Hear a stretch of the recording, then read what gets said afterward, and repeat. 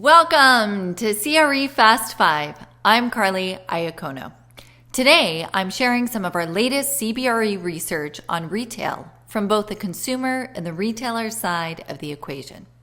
First, let's start with a brief from our CBRE econometric group on household spending.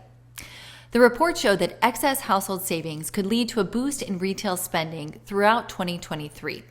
Households amassed significant savings during the pandemic. Government fiscal stimulus, federal student loan forbearance, and less opportunity to spend on restaurants and leisure travel and other services helped to swell bank accounts for many people. Now, there is some evidence that savings have started to stabilize and spending habits are returning, particularly for lower and middle income households. Affluent households currently account for the bulk of excess savings, as they tend to consume a lower proportion of their total income. Now, this may explain why retail spending and savings have decoupled in recent quarters. Regardless, consumer spending is likely to increase this year and next and shift from goods to services, assuming, of course, COVID-19 remains under control. So this could give a boost to lifestyle centers in retail, affluent trade areas, and popular leisure travel destinations. Now let's take a look at the other side of the equation and the CBRE Retail Econometric Brief on the U.S. Retail Availability Index. The availability rate for neighborhood, community, and strip centers across the tracked markets dropped to just below 7.6% in Q1 of 2022, which was an almost 40 basis point decrease from 8% the previous quarter.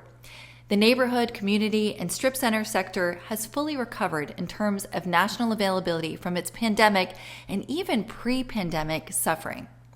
If you take a look at this graph, we are actually at incredibly low vacancy levels not seen since 2006.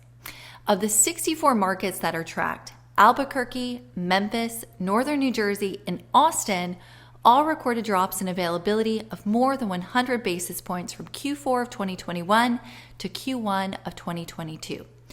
Close behind, Tucson, Fresno, Tampa, Dallas, and Central New Jersey all recorded falls in availability of 80 basis points or more. Year-over-year availability rate declines were recorded in 62 out of the 64 tracked markets.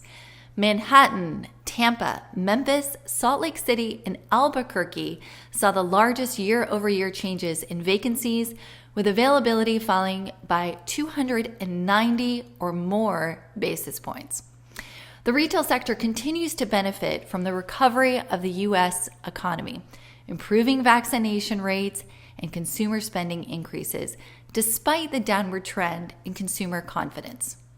Store openings announced in January 2022 totaled approximately 8,000, which doubled the currently announced closures, which were only around 4,000 as of March 29th.